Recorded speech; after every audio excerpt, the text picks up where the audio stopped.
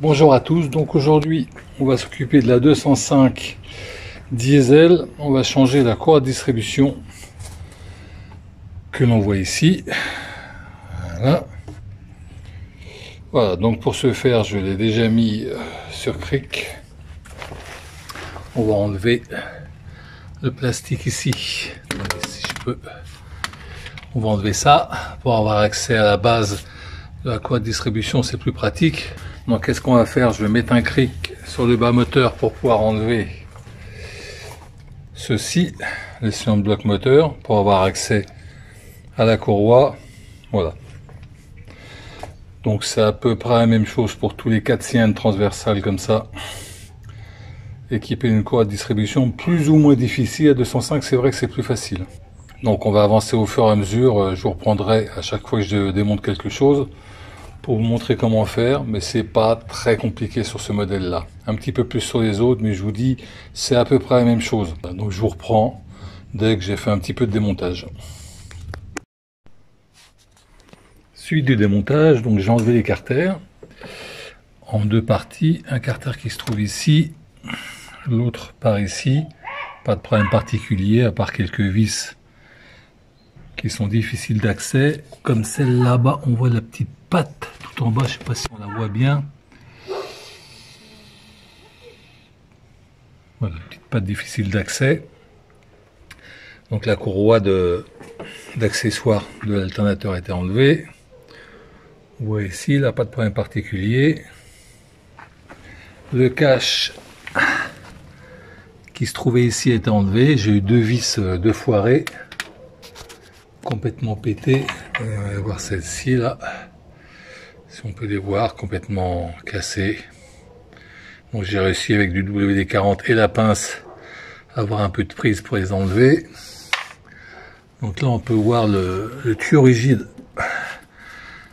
de refroidissement qui est tout bouffé, que je vais changer, avec les durites qui sont, les deux durites là qui devront être changées aussi. Donc ça c'est bien, quand on fait tout soi-même, on peut voir un petit peu dans quel état se trouve l'auto. Voilà, sinon ça c'est la poulie damper qu'on doit tourner pour aligner la poulie d'arbre à cam, la poulie de la pompe injection et le volant moteur. Alors le volant moteur, je vais vous montrer où se trouve le trou où il faut piger parce que c'est pas évident. Voir au fond. Là, je sais pas ce que j'ai fait. Là, on devrait voir au fond un foret. Voilà. Donc le trou est là-bas, à côté du démarreur, un foret, truc hyper difficile d'accès. Voilà. Alors ce qui me reste à faire,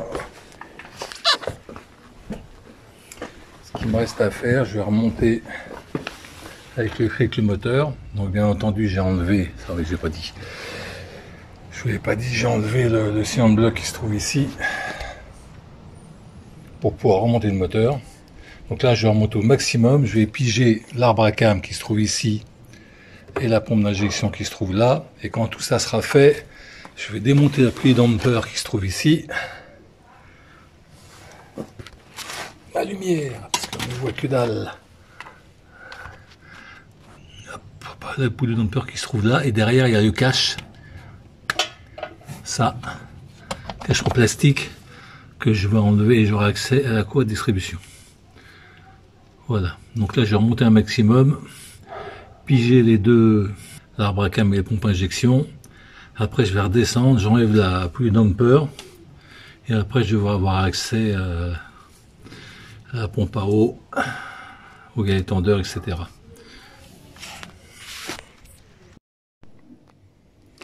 Donc voilà, j'ai enlevé la poulie damper qui se trouvait à la place de ce pas de vis là, elle est ici. Donc là je vois rien parce qu'il y a du soleil derrière. J'ai enlevé le carter qu'il y avait derrière, voilà. Après j'ai démonté la durite rigide que je devrais certainement changer, qui est bien abîmée. J'ai vidangé et donc là, en la mettant sur le côté, je pense que je vais avoir accès par ici pour démonter la pompe à eau qui se trouve là. Là je vais peut-être redescendre un petit peu avec le cric et le galet tendeur qui est au-dessus. Voilà, donc on va déjà détendre, enlever la courroie et démonter tout ça. pour voir ce que ça donne. Bon bah ça y est, la courroie de distribution a été remplacée. Donc je sais pas si vous voyez grand chose. Donc voilà. La pompe à eau, on la voit ici à gauche, elle est toute neuve. Donc il n'y a pas trop de soucis. À part que sur ce modèle-là, il y a un ressort en fait qui vient tendre la courroie. Alors sur les manuels, on voit que en fait la tension doit se faire manuellement, mais là pas du tout. Il y a un gros ressort qui pousse le galet tendeur donc. Et en fait, ça tend automatiquement la courroie. Il suffit juste de visser la vis après, pour que la courroie soit correctement tendue et qu'elle bouge plus. Voilà. Bon, il y a un petit problème d'accessibilité. Et pour remettre la courroie, ça a été un petit peu difficile. Mais je me suis servi de cet outil-là, là. Le bout ici pour mettre ici, en fait, je sais pas si vous voyez bien, là. Et en fait, pour tendre le ressort et passer la courroie. Alors il faut que la courroie soit tendue de ce côté-là, au niveau de ce brin. Parce que c'est ce qui vient directement des poules arbre à cam et injection. Ça c'est la pompe à eau, donc la position n'a pas d'importance. Voilà, vu du dessus, voilà ce que ça donne. Donc j'ai été obligé d'enlever le vase d'expansion pour avoir plus d'accès pour une vis du galet fixe. Mais sinon ça s'est passé pas trop mal, quoi. Voilà, bon ben on revoit tout ça lorsque l'ensemble est remonté. Donc maintenant c'est terminé. Je vous ai pas filmé tous les détails du démontage des vis, etc. parce que ça n'a pas trop d'importance. De toute façon, c'est malaisé, c'est difficile d'accès. Il faut un minimum d'outillage, hein, avec un petit grand cliquet, quelques rallonges, des douilles, des clés plates. Vous pouvez y arriver, il n'y a pas besoin d'outils spéciaux. Maintenant, ce que je voudrais dire, c'est qu'il y a 3 choses très importantes qu'il ne faut pas négliger, et ça, quelle que soit la voiture, hein. Du moment que vous avez un 4 cylindres transversal avec une courroie crantée à changer, c'est à peu près la même chose.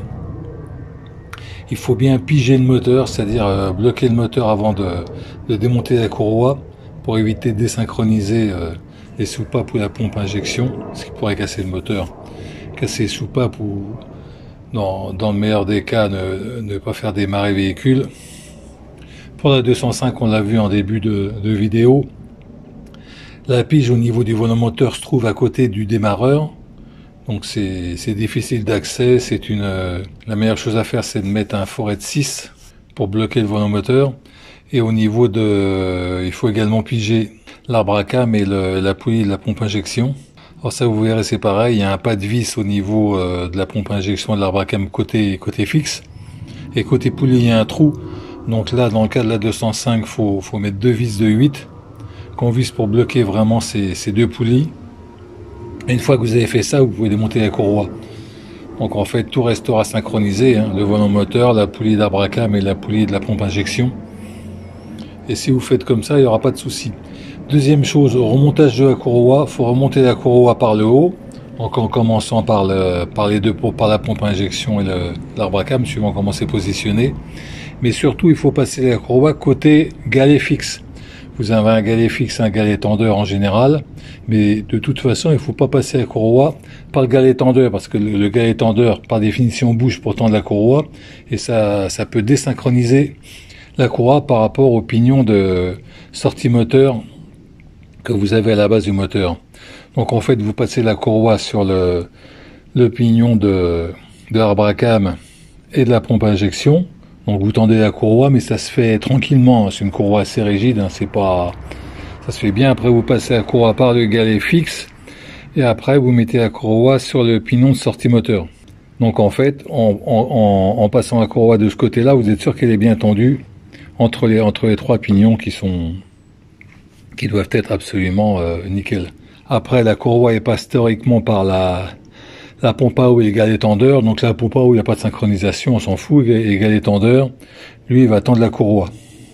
Voilà, donc si vous faites ça, vous êtes sûr d'être bien synchronisé entre le moteur et pompe et Bracam. Ça, c'est la deuxième chose.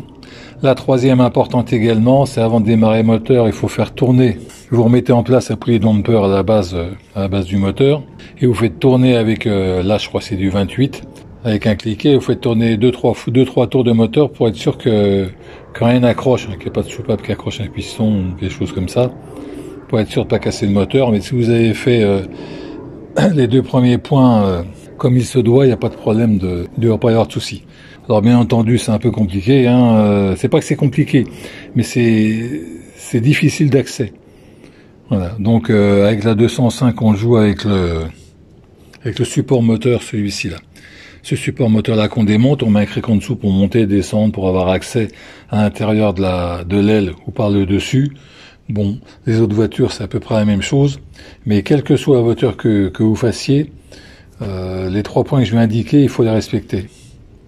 Après, c'est qu'une question de démontage, plus ou moins accessible, etc. quoi. 2 piges, plus ou moins grosses. Là, c'est une vis de 6 mm, d'autres, ce sera un clou, un truc.